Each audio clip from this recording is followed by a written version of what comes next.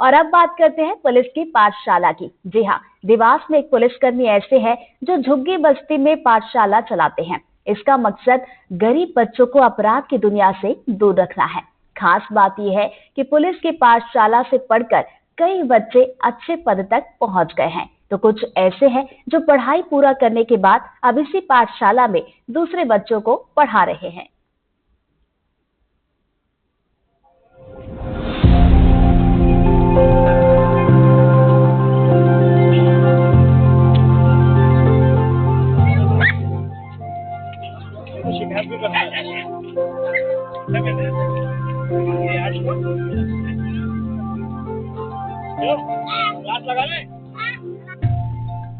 बदन पर खाकी वर्दी है, लेकिन काम बच्चों को शिक्षित करना है। नाम है जितेंद्र दुबे। देवास कोतवाली में तैनात पुलिसकर्मी जितेंद्र दुबे रोजाना मोती बंगला क्षेत्र की झुग्गी बस्ती में आते हैं, बच्चों को पढ़ाते हैं। मकसद है बच्चों को अपराध की दुनिया से दूर करना और उन्हें शिक्षित कर एक बेहतर इंसान बनाना। मैं ऐसी हस्ती से मिलाता हूँ आपको जिसने अपनी तनख्वाह का 25 से 30% अलग रखते हैं, और जब शादी नहीं हुई थी उससे पहले तो 50% का खर्चा अपने नहीं, अपने खून के नहीं, बल्कि पराए इस बस्ती के बच्चों पर खर्चा करते हैं। बच्चे पढ़ लिख के अधिकारी बने, पढ़े लिखे, अच्छा इनको ज्ञान मिले। झुग्गी बस्ती में शिक्षा की अलख जगाने वाले जितेंद्र दुबे की राह इतनी आसान नहीं थी। शुरुआत में जितेंद्र को कई मुश्किलों से जूझना पड़ा। न सिर्फ बच्चे बल्कि कई अभिभावकों के विरोध का भी सामना करना पड़ा। जितेंद्र ने अपराध की राह पर चल पड़े बच्चों को समझा, शिक्षा का महत्व बताया और फिर कारवां बनता चला गया। कितने सालों से आप क्या कर रहे हैं और क्या आपकी आस और प्रेरणा को कहां से मिली? सर 15 से 17 वर्ष हो गए हमारी इस पाठशाला को। और जो बच्चे अटाला बीनते थे, पन्नियां बीनते थे, उन बच्चों को पढ़ाने से शुरू किया था। आज इस बस्ती में ऐसा कोई बच्चा नहीं जो स्कूल नहीं जाता। और बच्चियां बड़ी हो गई हैं, अभी कोई कॉलेज में पहुंच गई हैं, स्कूलों में पहुंच गई है।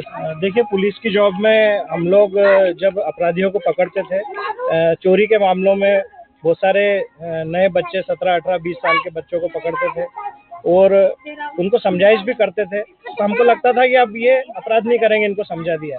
फिर 4-6 महीने, साल भर बाद वही बच्चा वापस किसी चोरी में या किसी घटना में वापस हम जब पकड़ते थे उसको, तो हमारे मन में लगता था कि ये सुधर क्यों नहीं रहा।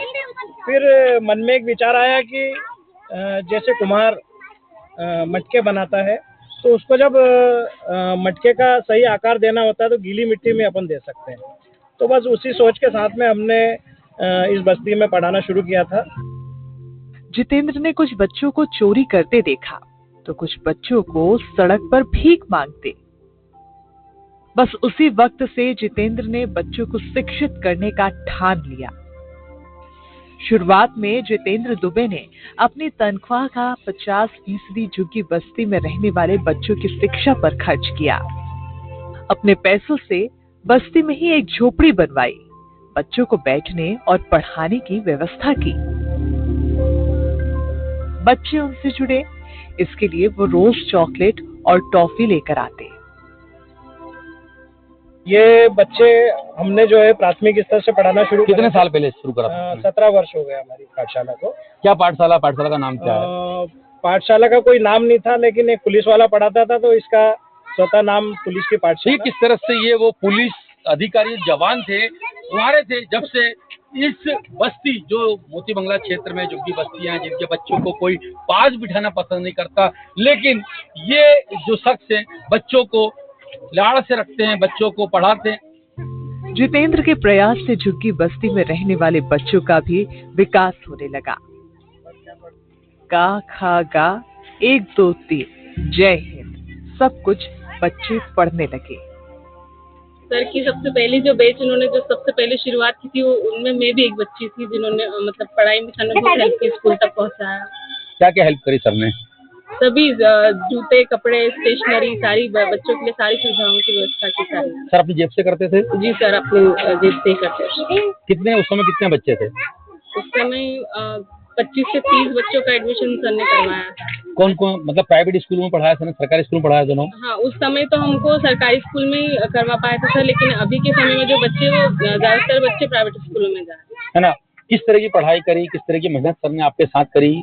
सर बहुत मेहनत की, हमने काम भी किया है, पढ़ाई भी की है सर। ड्यूटी करके भी आते थे, हमको शाम को यहाँ पे आके पढ़ाते भी थे, और उसके बाद हम लोग भी काम के साथ पढ़ाई भी करते थे। और आज हम इतने सक्षम हो गए कि हमको भी लगता है कि हम बच्चों को पढ़ाएं। बेटा क्या नाम है आपका?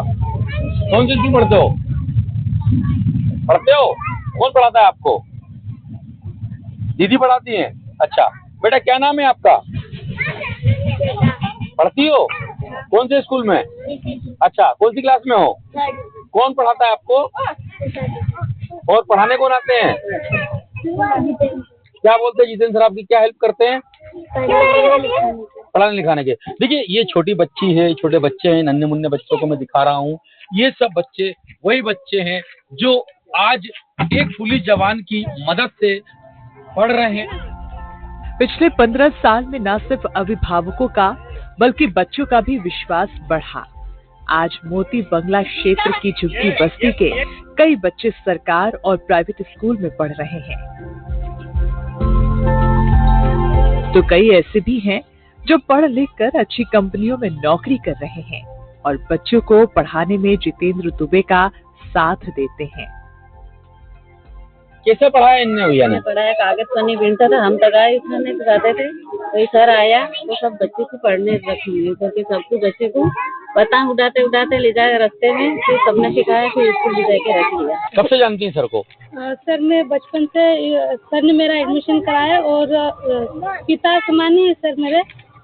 उन्होंने एकदम बच्चों की तरह हेल्प की, लिखाई पढ़ाई में हेल्प की। कितने बच्चे थे उस समय?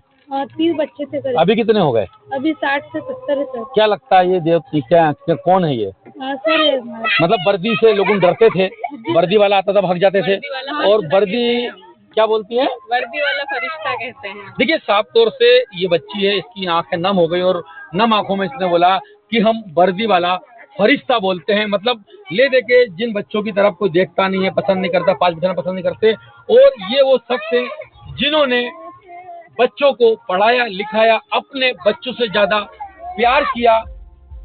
झुग्गी बस्ती में रहने वाले कई बच्चे ऐसे भी हैं जिन्हें जितेंद्र ने न सिर्फ पढ़ाया बल्कि उनकी शादी भी कराई। आज जितेंद्र दुबे की मदद कई सामाजिक संस्थाएं भी कर रही हैं। मैं जिस जगह खड़ा हूँ यहाँ पर भी ये स्कूल पाठशाला है। अपने स्वयं के पैसे से यहाँ पर पक्का निर्माण नीचे करा गया है ताकि बच्चे यहाँ पर बैठ के पढ़ सके, लिख सके। ये सब देखकर ऐसा लगता है कि वाकई पुलिस वाले भी बड़े हेल्प करते होंगे। और इनको देखकर बात करें, जैसे आपने शुरू करी थी, फिर आपके बाद फिर कितने लोगों ने सहयोग करा आपका? करीबन 10 वर्ष तक तो बड़ा संघर्ष रहा, लेकिन जैसे जैसे मेरे मित्रों को, साथियों को पता चलता गया, सभी लोगों द्वारा, किसी के द्वारा शिक्षण सामग्री दी जाती थी, जैसे भी कलम, पेन, सभी की व्यवस्थाएं मेरे मित्र लोग या जो देवास शहर के वासी मेरी करते हैं। अब कैसा लगता है आपको? अब तो बच्चियां मेरे बराबर की हो गई हैं, मेरी हाइट के बराबर की।